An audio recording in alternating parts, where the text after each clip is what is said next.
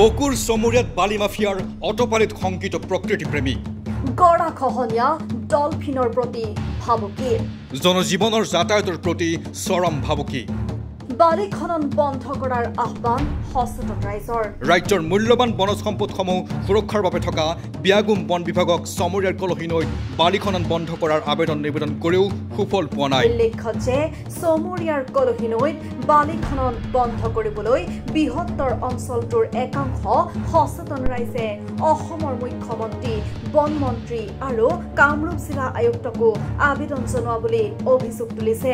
কিন্তু এই বিষয়ত সকলো নিমাতি কইনা সেয়ে আজি ভুক্তভোগীয়ে সাংবাদিকৰ জৰিয়তে মূল বিষয়টো ৰাজহুৱা কৰি চৰকাৰৰ দৃষ্টি আকৰ্ষণ কৰাৰ চেষ্টা চলাইছে। ইফালে বালি মাফিয়াৰ অটপালিত কাহিবাৰী পুঠিমাৰী আৰু শালমাৰা অঞ্চলত কলহী নৈত গৰাখহনীয়া দুষ্প্ৰাপ্য প্ৰাণ ডলফিনৰ জীৱনৰ প্ৰতি ভাবুকি আৰু বালি সৰবৰাহত জনসাধাৰণে যাতায়াত কৰা একমাত্ৰ পথটো জহি খহি যাব ধৰিছে।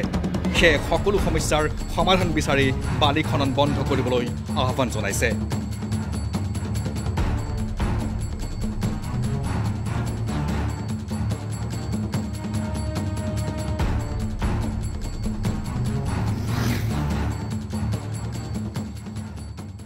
সমস্যাখিনি কওক। সমস্যা হৈছে কি আমাৰ যিটো আমাৰ কলহী নদী আছে এই কলহী নদীটোত তাৰমানে আমি যোৱাবাৰ অসম চৰকাৰে আমাক এটা বান্ধ দিলে নদী যাতে নখহে গৰাখহে, কিন্তু কিছুমান দুষ্কৃতকাৰীয়ে তাতে বালা উঠাই সেই বালাবিলাক বান্ধটোৰ পৰা ওলাই যাই আছে। ফলত আমাৰ যিটো চৰকাৰে আমাক সহায় কৰিছিল লাখ লাখ টকা দি পেলাই বান্ধটো দিছিল সেই বান্ধটো আকৌ বেয়া হ'ব ধৰিছে। মুঠৰ ওপৰত আমাৰ এই প্ৰাকৃতিক সম্পদখিনি কেইজনমান লম্পদে ধ্বংস কৰি আছে। তাৰোপৰি আমাৰ যিটো অসমৰ ভিতৰত কলহী নদীতে থাকে ডলফিন, আৰু এই ডলফিনেটোৱে হৈছে আমাৰ ইটা অঞ্চলৰ ভিতৰত এটা বিখ্যাত নদীৰ নাম, কিন্তু এই ডলফিনেও এটা মৰি শেষ হ'ব এই বালি উঠোৱাৰ কাৰণে। কেইজনমান দুষ্কৃতিকাৰীয়ে তেওঁলোকৰ নিজা স্বাৰ্থৰ কাৰণে অসমৰ বনজ সম্পদ, অসমৰ এই যিটো প্ৰাকৃতিক সম্পদ এইটো ধ্বংস কৰি আছে।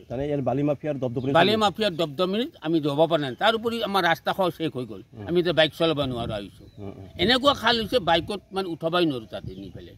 গতিকে অসম চৰকাৰক আমি মাৰ্চৰ মাহৰ 5 তাৰিখত আমি এখন ৰাইজৰ ফালৰ পৰা এপ্লিকেশ্যন দিলোঁ, চহী লৈ পেলাই। ক'ত দিছিলে আপুনি? DF অফিচত দিছোঁ, DF লগ কৰিছোঁ। DF আহিছিল নে? নাই, অহা নাই, তেওঁলোকে অহা নাই, অহা নাই। দৰখাস্ত দিলোঁ আমি, দৰখাস্ত দিয়াৰ বিনিময়ত তেওঁলোকে ক'লে ব্যৱস্থা ল'ম বুলি, কিন্তু আজিলৈকে কোনো ব্যৱস্থা লোৱা নাই। সেইকাৰণে আমি আপোনালোকৰ জৰিয়তে তেওঁলোকে যাতে ইয়াত পৰিদৰ্শন কৰি এই কামটো আমাক সফল কৰি ৰাইজৰ উপকাৰ কৰে। ইয়াৰ বনমন্ত্ৰীয়ে গম পাইছিলে বিষয়টো? বনমন্ত্ৰীক আমি কিন্তু এপ্লিকেশ্যনৰ কপি প্ৰেৰণ কৰিছোঁ, ডিচিকলৈকে প্ৰেৰণ কৰিছোঁ, মুখ্যমন্ত্ৰীলৈকে প্ৰেৰণ কৰিছোঁ। তেওঁলোকে পাইছে নে নাই নাজানো। জিলা উপায়ুক্তও গুৰুত্ব দিয়া নাই দিয়া, উপায়ুক্তও কোনো গুৰুত্ব দিয়া নাই। গতিকে আমি গুৰুত্ব দিব বুলি আমি আশা কৰিলোঁ। এতিয়া কি বিচাৰে আপোনালোকে? আমি বিচাৰিছোঁ আমাক অতি সোনকালে বালা উঠোৱাটো বন্ধ কৰিব লাগে, যিকোনো উপায়ে বন্ধ কৰিব লাগে। আমাক সেইটোৱে লাগে, ৰাইজৰ যাতে উপকাৰ হয়। ঠিক আছে, সেইটোৱে লাগে আমাক।